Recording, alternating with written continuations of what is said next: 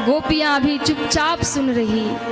सुनते सुनते गोपियों ने कहा, जय हो पंडित जी महाराज, कथा बहुत प्यारी सुनाई आपने, लेकिन ऐसी दो चार कथा तो हम भी सुना सकते हैं। भगवान ने कहा, सुनाओ।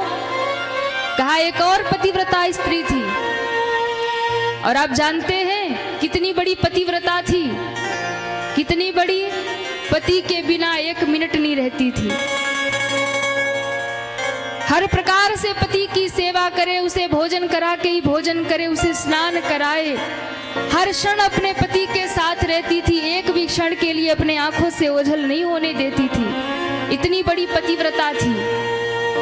लेकिन एक दिन पति ने कहा, देवी अब तो मुझे धन कमाने के लिए कुछ दिनों के लिए विदेश जाना होगा, इसलिए अब मैं घर छोड़ के जा रहा हूं, क्योंकि धन भी तो आवश्यक है, इसलिए धन कमाने जाना होगा।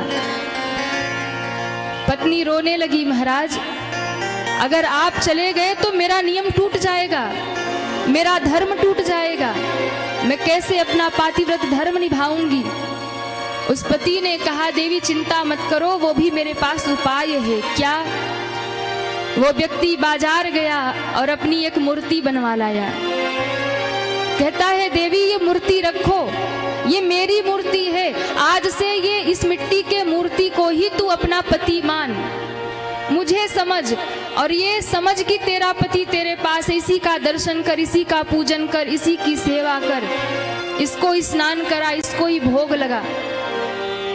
और महाराज ये कह करके वो पति चला गया। उस पतिव्रता स्त्री ने अपना द्वार बंद कर लिया, ना कहीं जाना ना कहीं आना, घर में ही दिन रात बड़ी निष्ठा के साथ उस मिट्टी के जो मूर्ति का पति था उसकी ही सेवा करे। महाराज जैसे पति के साथ नियम करती थी, पूजन करती थी, बस वही उस मूर्ति के साथ करे, उसे ही भोग लगाए, उसे ही स्नान कराए, उसका ही पूजन करे। महाराज